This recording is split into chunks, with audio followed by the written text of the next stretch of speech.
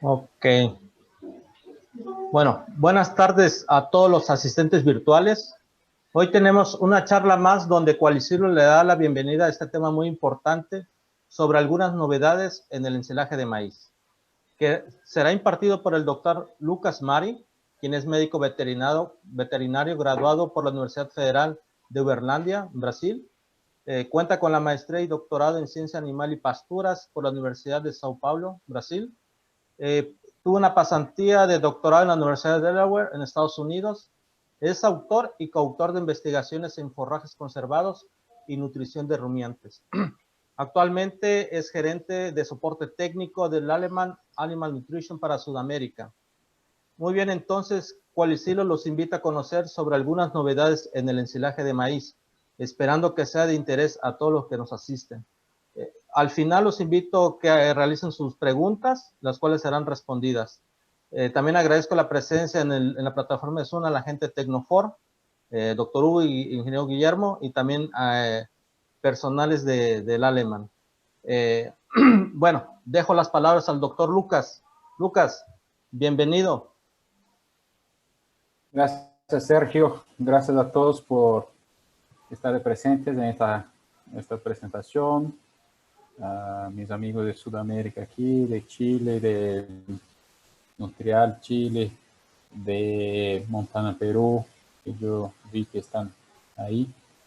Entonces, la idea en 40 minutos más o menos es presentar algunas novedades respecto al ensilaje de maíz, y sus variaciones. Entonces, esto es no solo el maíz planta entera, sino también los ensilajes de grano. Entonces, estamos hablando toda la variedad de los silos de grano de maíz que son posibles, lo que afectan, y al final alguna cosa también respecto al la cobertura, el uso del plástico en silo. Entonces, agradezco a Sergio y a Qualicilo por la invitación. Espero que sea de buen cambio de informaciones para ustedes y las informaciones que ustedes pueden pasar a mí también. Y siempre yo aprendo con todos. Yo voy a cortar mi video para que no tenga ninguna interferencia en la presentación, ¿sí? Entonces, empezando por el comienzo del proceso, es que eh,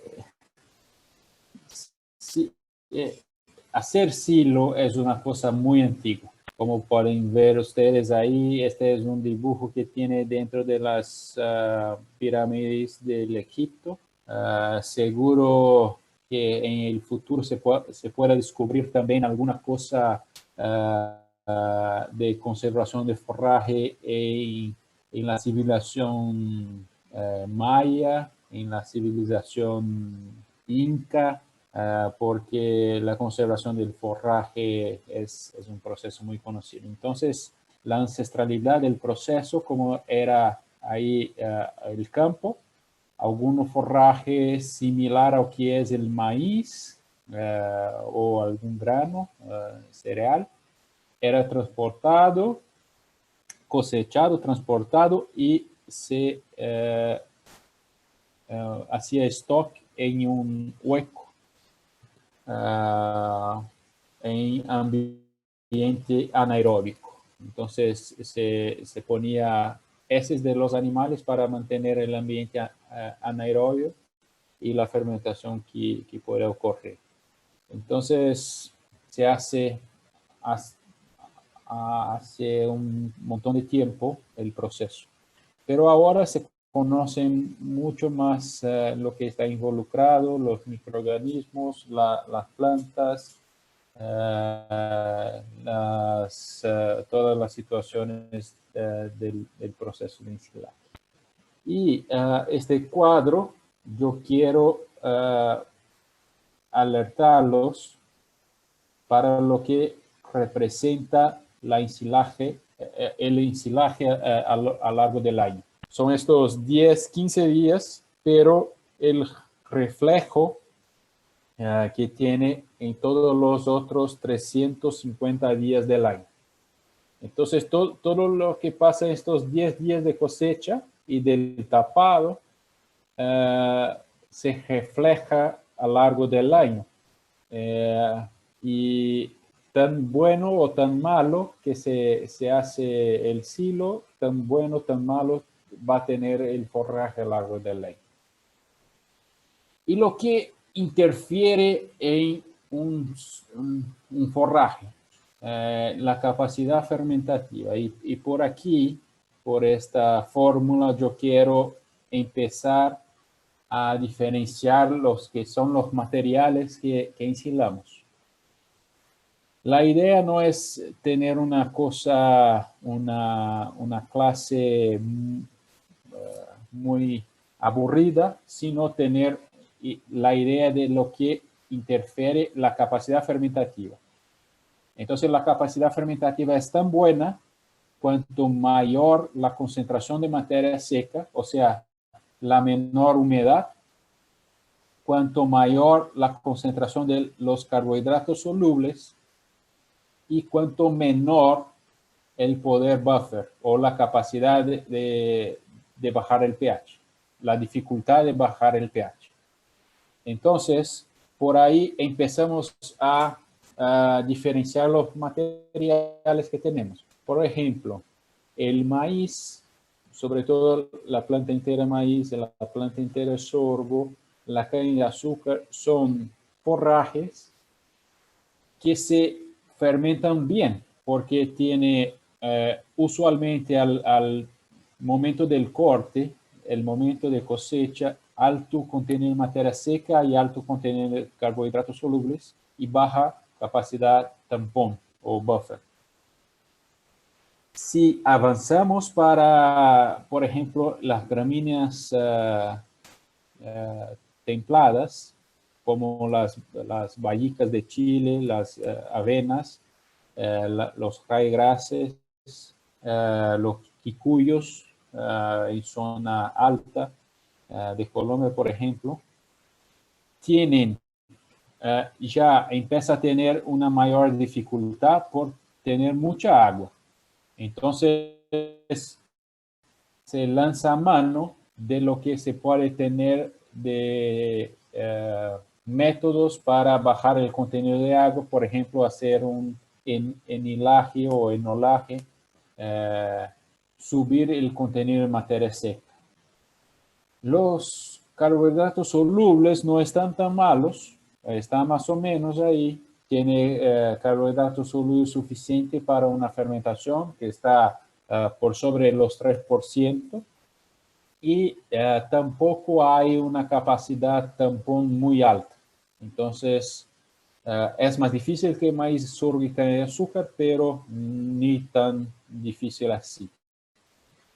Para las gramíneas C4, las gramíneas tropicales, y que Sergio de Qualicilo conoce bien ahí con los consorcios Integración Agricultura y Ganadería, ya tienen una mayor dificultad porque además de la baja materia seca, el bajo contenido de materia seca o la alta humedad, comparado con las gramíneas C3, tiene mucho menos carbohidratos solubles. Entonces, el metabolismo fisiológico de las gramíneas C4 no producen muchos carbohidratos solubles, sino los carbohidratos estructurales. Entonces, es más difícil hacer el silo.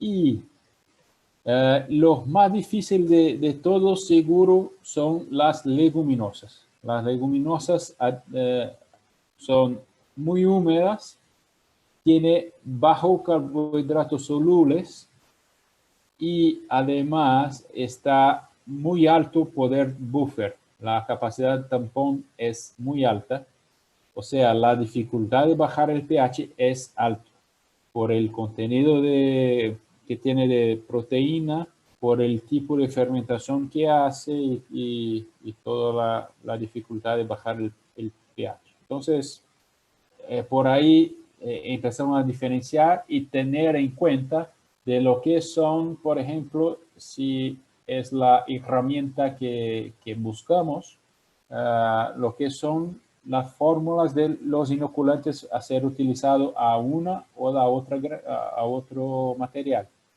y a uno u otro forraje. ¿Cuáles son los mayores desafíos en ensilajes? Hay dos principales, que es el inicio del proceso. Y el inicio del proceso, lo que es el objetivo es rápidamente bajar el pH para controlar el crecimiento de bacterias deterioradoras, Clostridium, enterobacterias, a lo largo del proceso también, por ejemplo, listeria, que son algunos de los microorganismos indeseables. Y al final del ciclo queremos la mejor estabilidad aeróbica posible, sin acalentar la masa y sin el deterioro aerobio, y por eso tener una buena vida útil. Pero hay también el intermedio. Y en el medio está la pregunta: ¿podemos mejorar alguna cosa relativa a la calidad de este forraje? O la digestibilidad o la degradabilidad, si fuera fibra, si fuera almidón, por ejemplo. Y hay cómo hacerlo, este proceso mejorado también. ¿Cómo logramos avanzar en estos desafíos? El inicio, reduciendo el pH más rápido posible por debajo del 5. Y este es un nivel que hay un control de aquellos microorganismos deterioradores. Y al final, detener el crecimiento de levaduras, porque las levaduras son los principales microorganismos responsables por calentamiento de los ensilajes. Y lo que yo hablé respecto al medio, de mejorar la digestibilidad, por ejemplo, es utilización de enzimas que afectan no solo la digestibilidad durante el almacenamiento, sino podemos también tener la mejoría del proceso por el uso de microorganismos. Y esto es una de las novedades que yo quiero pasar para ustedes aquí en esta presentación. Por ejemplo, para bajar el pH más rápido, utilizamos las bacterias que son más precoces para bajar este pH, por ejemplo, el Pediococcus, Pentocelsus, Pediococcus acidilaxi, son las bacterias más rápidas para bajar el pH. Para mejorar la digestibilidad, se puede avanzar con el uso de enzimas, sea enzimas fibrolíticas, amilasa, beta-glucanasa, por ejemplo, o sea la producción de enzimas proteolíticas para mejorar la digestibilidad del almidón. Y en términos de detener el crecimiento de levaduras, el microorganismo más reconocido a esto es seguro el Lactobacillus buchneri, para mejorar la estabilidad aeróbica de los cilios. Este gráfico a mí me gusta mucho enseñar, porque es lo que se pasa con la materia seca, el almidón y la fibra con el avance de la madurez del silo maíz. Entonces, por ejemplo, si seguramos un poco tener un contenido de materia seca más alto, a través de tener el grano lechoso que avance a un cuarto de la línea de leche, que fue lo observado en esta publicación aquí de Journal Dairy Science. Se avanza un montón en términos de concentración de almidón y por consecuencia hay una bajada, una dilución del contenido de fibra. Lo que pasa en silo maíz es esto: con el pasar del tiempo se avanza en almidones y se baja el contenido de fibra. Miren ustedes que entre 70, aquí está 18 más 52, son 70% de la composición del maíz son carbohidratos. Carbohidratos de reserva y carbohidrato estructural. Y aquí está 72%. Entonces, no hay que preocuparse mucho con el contenido de proteína cruda, con el contenido de ceniza, con el contenido de grasa en silo de maíz, porque la mayor parte es controlar lo que es fibra y almidón. Y el manejo de cosecha del maíz es afectado por el estado de madurez, ¿sí? En términos de la línea de leche. Aquí está, por ejemplo, donde estaba este maíz en términos de avance de la línea de leche. Aquí esta otra línea es la mitad de la línea de leche. Entonces, esta es la ventana de cosecha que va desde la mitad de la línea de leche hacia un tercio de la línea de leche. O 2/3 hacia la coronta o el lote. Hablamos en términos de contenido de materia seca entre 32 y 38, pero esto depende mucho de la variedad del maíz, si es el maíz de grano tierno o de grano tierno blando y de grano más duro, y de la maquinaria que se usa para cosecha. Si hay cracker, si no hay cracker, si el craqueo es posible, si no es, y todas las cosas. Esta es a mí me gustaría enseñar esto.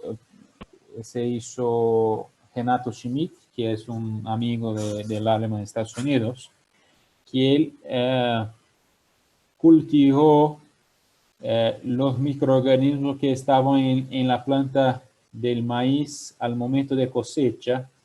Y miren ustedes que más de la mitad de los microorganismos que están en el campo son enterobacterias, son bacterias entéricas. Y si pensamos que estas deben ser evitadas para no tener una fermentación mala, esto sería la idea: mantener y proveer más bacterias ácido-lácticas, que están aquí solo alrededor de un 14%. Por eso el uso de inoculante se hace para el primer objetivo es direccionar a una buena fermentación por bacterias lácticas.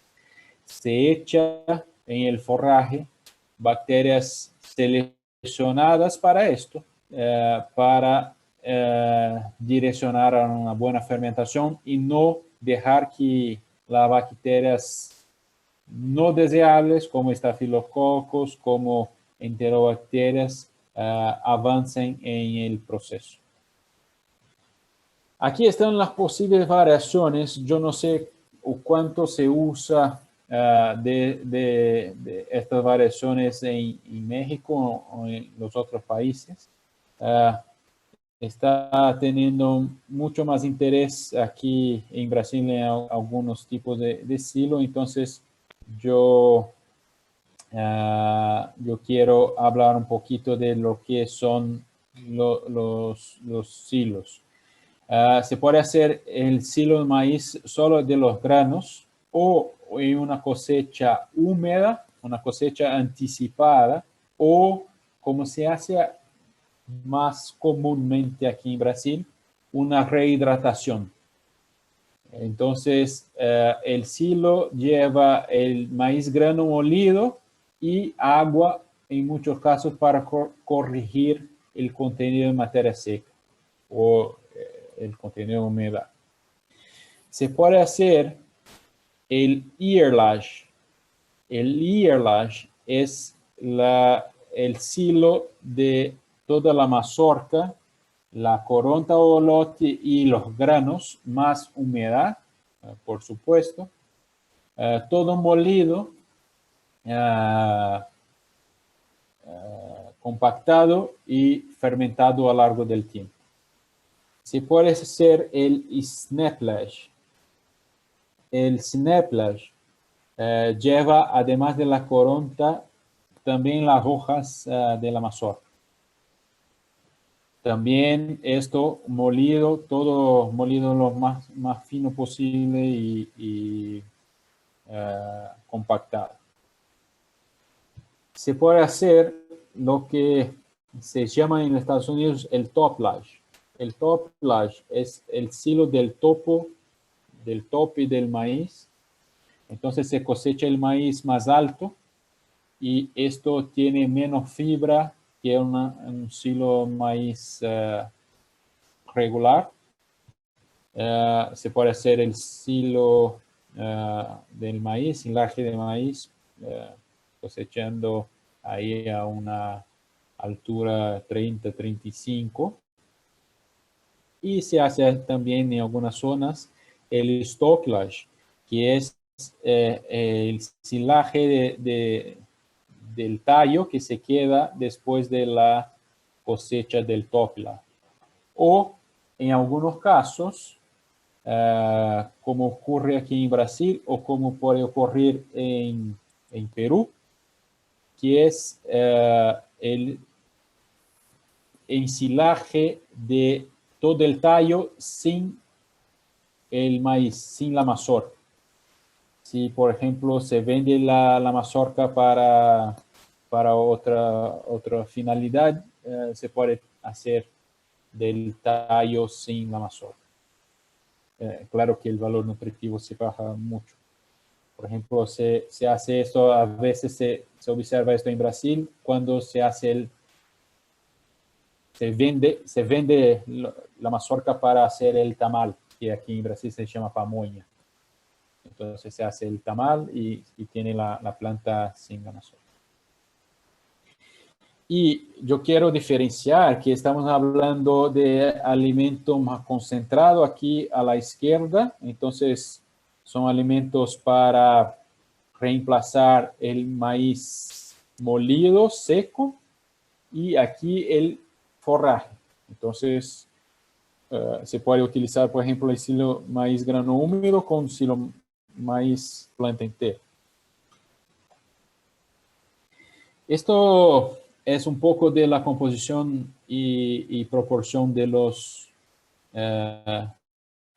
distintos materiales. Perdón, aquí no está húmedo, está húmido como en portugués. Yo no traducí. Entonces, lo que está en earlage. Earlage es lo que es el lolote. Snaplage es el lolote más la hoja de la mazorca y así está descrito todo. En términos de materia seca deseable, estamos hablando los maíces, los silos de maíces alrededor de 35% de humedad o 40% de humedad en algunos casos. Se habla entre 30 y 40, pero 30 ya es demasiado poca agua.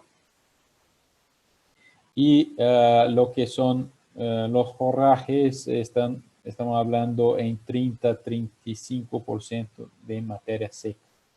¿Sí?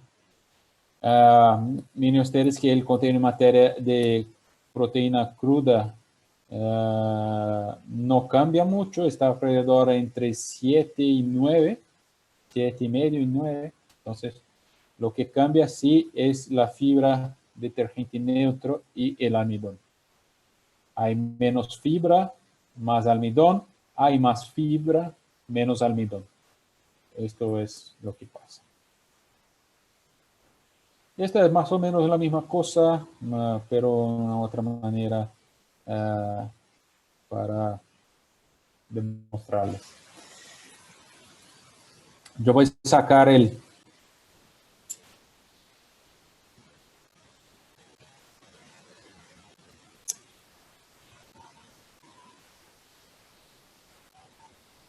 sonido, perdona.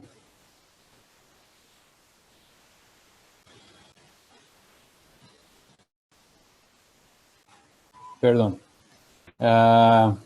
Este es un maíz grano húmedo en estado de Mato Grosso, el mayor productor de ganado carne en Brasil, el estado. Pero se está haciendo el grano húmedo y está se corrigiendo el contenido de humedad. Entonces, este maíz no está con 35% de humedad, está con menos, entonces están echando agua al molino para tener más humedad para fermentación adecuada. Lo mismo es similar, este en el estado de São Paulo. También el grano húmedo cosechado, pero hay que hacer un ajuste de la humedad por cuenta de estar demasiado pasado. Y esta es la misma, el mismo feedlot que el anterior en otro silo. Y esto es un feedlot grande aquí del estado de São Paulo que tienen a lo largo del año 70,000 animales y se utiliza mucho los ensilajes de grano. Entonces antes ellos utilizaban el maíz grano húmedo, pero ahora ellos utilizan, perdón por avanzar, ellos utilizan el snaplage. Entonces aquí está una cosecha de snaplage. La cosechadora cosecha solo la mazorca y con esto se mole en el propio autopropulsada y se ensila la coronta o lote, los granos y la hoja de la mazorca. Y aquí está el mismo feedlot, la misma unidad con el snaplage. Entonces haciendo la compactación, miren ustedes que aquí él ya empieza a tapar el silo por detrás aquí.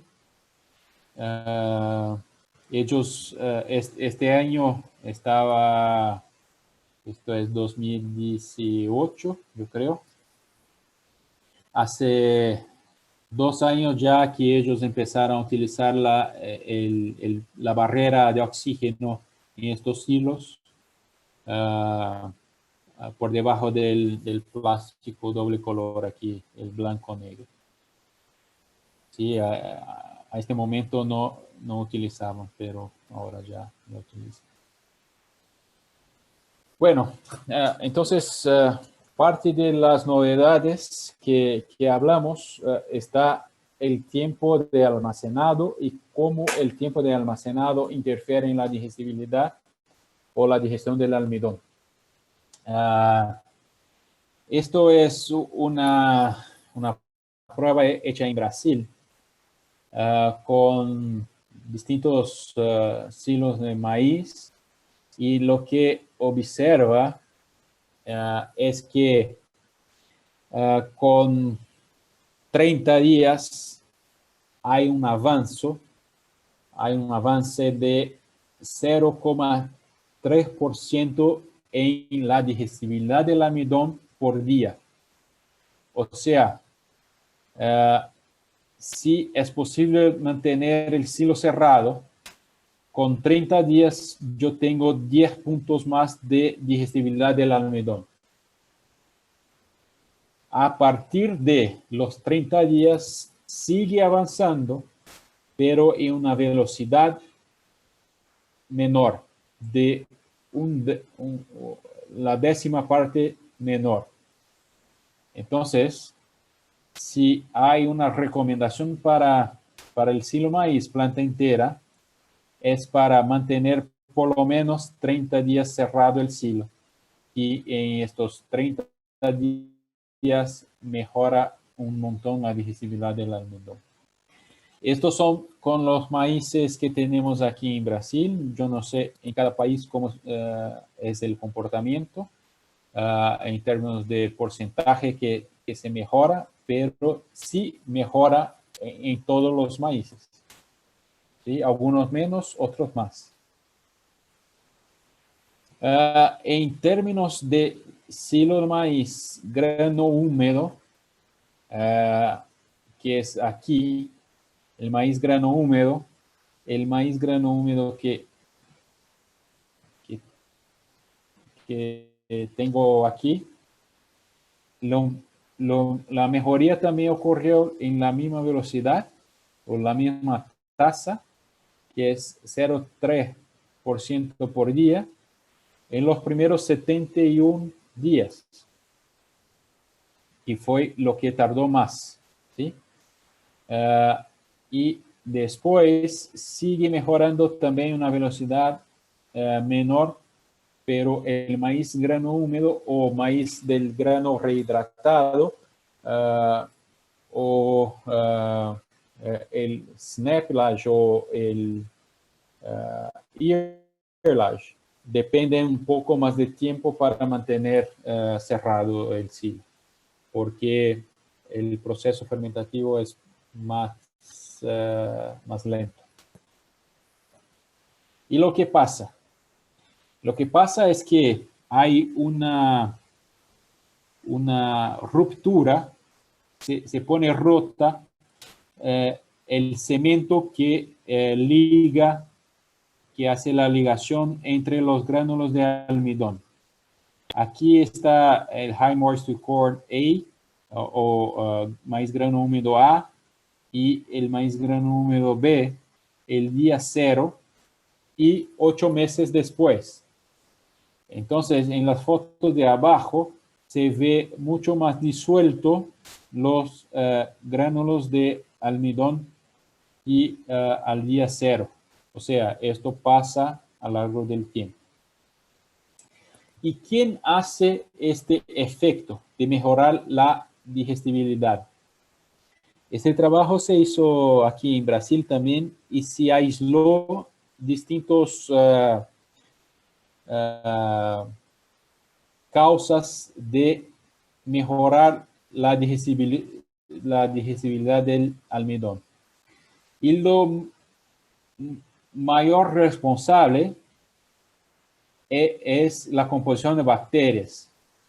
Casi 2/3 de lo que ocurre en mejoría de la digestibilidad, quien lo hace son bacterias.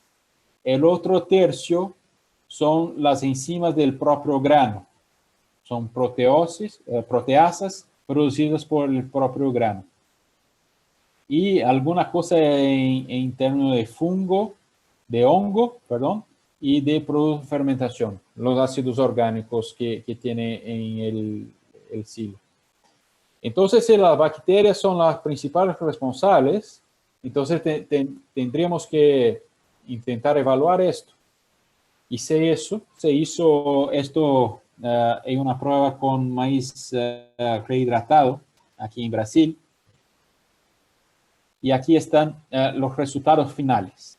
Aquí está la degradabilidad ruminal de la materia seca, pero esto es maíz grano rehidratado, entonces la materia seca que tiene aquí es almidón.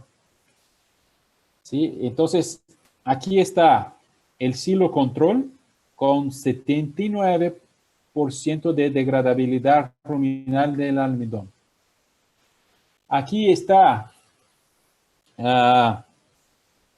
tres bacterias o tres concentración de bacterias homolácticas. Son bacterias productoras de ácido láctico utilizadas en inoculante de silo.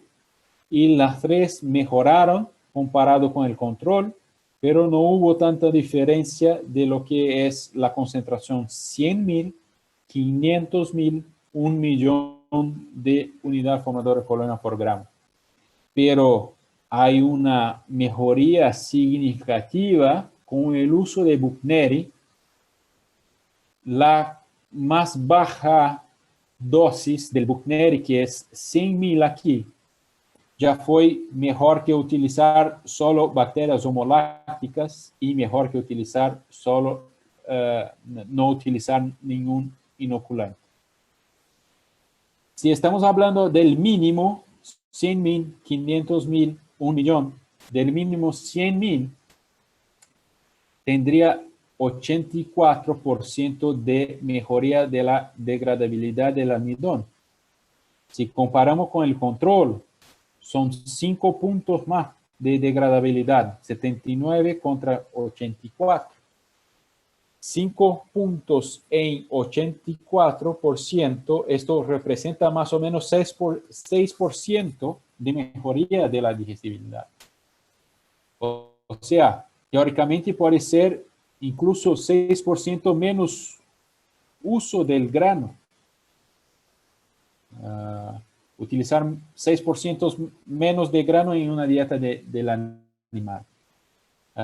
Entonces, solo con el uso de Buchneri. Obviamente, Buchneri tiene su ventaja de mejorar la estabilidad aerobia. Aquí, miren ustedes que la misma evaluación del anterior. Aquí está la composición de bacterias lácticas en la dosis 100, la dosis 500, la dosis 1.000.000, unidad formadora de colonia por gramo, y el Buchneri 100.000, 500.000, 1.000.000, y todos ellos estables a lo largo de toda evaluación que hicieron por 12 días de exposición. Mientras tanto el control cuanto las bacterias homolácticas tuvieran una desventaja de subir mucho el pH. Esto significa el consumo de ácido láctico después de la abertura. Y lo que se pasa con el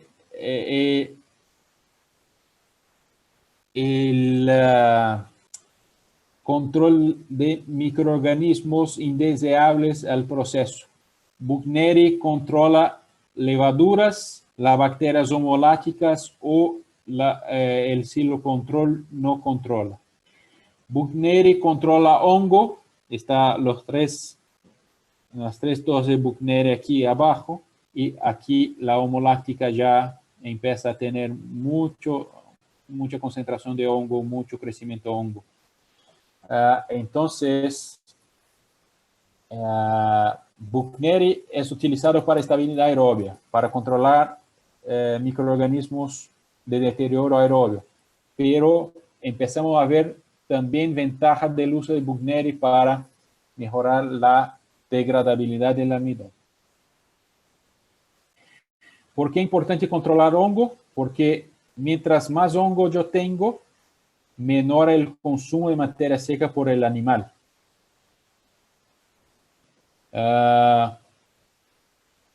Y cuanto más levadura yo tengo, menor el consumo, menor la producción de leche. Esto es muy bien reconocido por el control de microorganismos aerobios después de la abertura del silo. Nosotros hicimos una prueba similar con sorgo, grano húmedo. Aquí están los datos. Buchneri produce menos ácido láctico, pero produce más ácido acético, y el ácido acético es importante para el control de hongo y de levadura. Y por eso los silos sorgo, grano húmedo con Buchneri, todos tuvieron más alta estabilidad aerobia. O sea, tardaron mucho más tiempo para acalentar el silo comparado con el control, comparado con la asociación de homo heterolácticas y solo bacterias homolácticas. Y así también, como yo enseñé para el maíz rehidratado y ensilado, aquí el sorgo rehidratado también tuvo mayores digestibilidad o degradabilidad del almidón para el uso de Buchneri en sus distintas moliendas, 8 milímetros, 2 milímetros, 1 milímetro. ¿Sí? Entonces tenemos que comparar, por ejemplo, todos los 8 milímetros, el Buchneri fue mejor. Todos los 2 milímetros, el Buchneri fue mejor. Todos los 1 milímetro, el Buchneri fue mejor. Para avanzar y para empezar a finalizar la presentación, yo quiero demostrar algunos otros datos de las novedades, que es el shredlage. Aquí está el rollo convencional, kernel processor, que ellos llaman, y aquí está el rollo shredlage. Pero yo hablo de shredlage porque es una tecnología desarrollada para esto, pero otras empresas que tienen autopropulsadas tienen tecnologías similares en términos de del procesado del silo maíz, ¿sí? Entonces, el John Deere tiene su propio, esto está para Claas, shredlage está para Claas, pero son tecnologías similares. Y la idea es tener la fibra del silo más grande, ¿sí?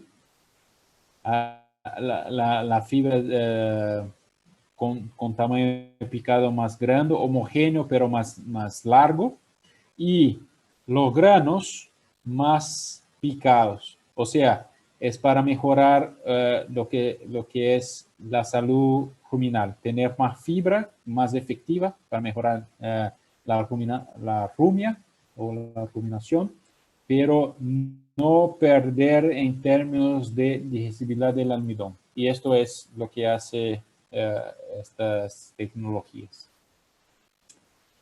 Se hizo algunas pruebas en la Universidad de Wisconsin, Estados Unidos. Lo que enseñó es que el shredlage hay una mejoría comparado con el procesador convencional en términos de digestibilidad ruminal, tanto en 12 horas cuanto en 24 horas, y mejorando el efecto de la digestibilidad del almidón. Y ahora sí, para finalizar, yo quiero enseñar algunos datos de las barreras de oxígeno. Y esta es una prueba aquí de la Universidad de Lavras, en Brasil, que el equipo del profesor Tiago Bernardes hizo. La alumna de Tiago, Luciana Lima, que publicó estos datos. Y lo que ellos hicieron es que visitaron a algunas lecherías en la zona que están en el sur del estado de Minas Gerais, y en 4 lecherías hicieron la misma prueba, similar aquí. Ellos utilizaron en la mitad del silo una barrera al oxígeno y la otra mitad no se puso nada, y por sobre todo el silo se utilizó un plástico de polietileno convencional y se tomó muestras a los 50 centímetros, a 1 metro y a 1,5 metros de la pared. Y lo que vamos a mirar en los datos son comparativos del promedio de estos 3 datos y el promedio de estos 3 datos comparados con el centro, ¿sí? Con el centro, que es el core, aquí, es el estándar. Y vamos a comparar lo que pasó con estos 2 costados. Entonces, aquí una fotocortesía de Tecnofor, que es el uso del plástico en la pared. Sí, el plástico en la pared es importante también para mantener la integridad del cemento, porque los ácidos del silo bajan mucho la calidad del cemento. Entonces, esto, además del cambio de oxígeno que puede tener. Lo que hicieron ellos, aquí está el pH. ¿Sí? Yo voy. El pH del centro era 3,77. Donde estaba la barrera al oxígeno era 3,89, subió un poquito, pero donde no tenía la barrera de oxígeno, pero sí tenía el plástico polietileno, todo el polietileno, tenía 4,3, o sea, hay consumo de ácido láctico y subida del pH. Aquí está demostrado justo lo que yo recién hablé.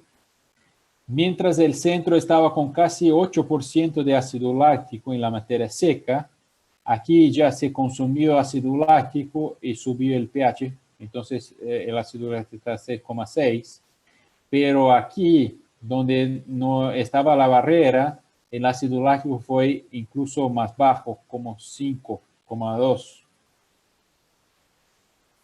Y en términos de crecimiento de hongo, el centro tenía menos de 10 unidades formadoras de colonia por gramo. Esto es logaritmo, entonces esto es menos de 10. Así como el costado donde estaba la barrera de oxígeno tuvo menos de 10. Pero aquí el log, déjame hacer la cuenta aquí, log 2,39. Esto es 240 unidades formadoras de colonia por gramo. Entonces aquí estaba menos de 10, aquí estaba menos de 10, aquí están 245 unidades formadoras de colonia por gramo.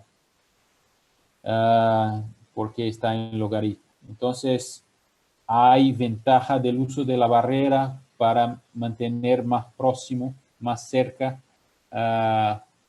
lo que es la composición del centro del silo. También ellos midieron el contenido de almidón. El almidón estaba a 36,5 el centro, fue a 35,7 donde estaba la barrera, pero bajó mucho donde no tenía la barrera. Son 5 puntos de almidón, 5%, 5 puntos en 36. Esto es casi 15% menos almidón. ¿Sí? Entonces es un montón. Esto es mucho almidón que va a tener que poner en el concentrado porque hay una pérdida en silo. La digestibilidad 70%, 69% de la materia seca y 66%. Así también hay una caída porque hay menos almidón, hay menos ácido láctico, hay seguro mucho más fibra aquí porcentualmente, entonces es menos digestible. Y al final, las muestras se hizo una evaluación en Rock River, aquí de Brasil, en laboratorio Rock River. El laboratorio Rock River utiliza una fórmula de la Universidad de Wisconsin que calcula la cantidad de leche producida por tonelada de materia seca. Entonces, la muestra del centro producía casi 1.300 kilos de leche por tonelada de materia seca. Aquí 1.260 kilos de leche por tonelada de materia seca y aquí 1.180 kilos de leche por tonelada de materia seca. Aquí hay una pérdida de 36 kilos de leche por tonelada de materia seca. Aquí hay una pérdida de 116 kilos de leche por tonelada de materia seca. La diferencia entre los dos costados está 80 kilos de leche por tonelada de materia seca.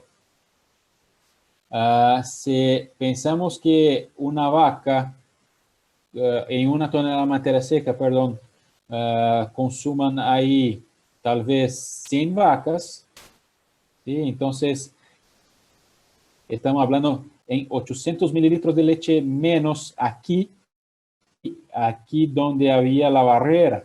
O sea, hay que poner todo esto en cuenta, cuánto le cuesta la barrera, cuánto te aporta más leche en calidad, en sanidad del maíz, y de ahí tener el retorno sobre la inversión. Aquí están algunas fotos de cortesía de ingeniero Gilberto Quilén, de Tecnofor de México, para demostrar el uso de la barrera. Aquí la aplicación de la barrera justo después de finalizar la compactación del silo.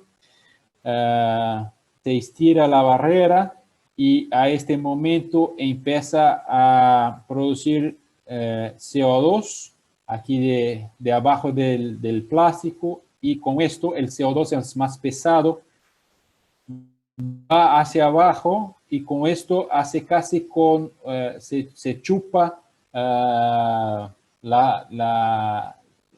barrera justo al silo, ¿sí? Y después la barrera no tiene protección anti-ultravioleta, entonces hay que poner algún plástico doble color, o a veces se pone una malla sobre el silo para mantener la integridad física de la barrera. Y con esto yo termino mi exposición. Aquí están mis contactos. Gracias por la atención de todos. Estoy a disposición de ustedes si hay dudas a contestar. Gracias a todos.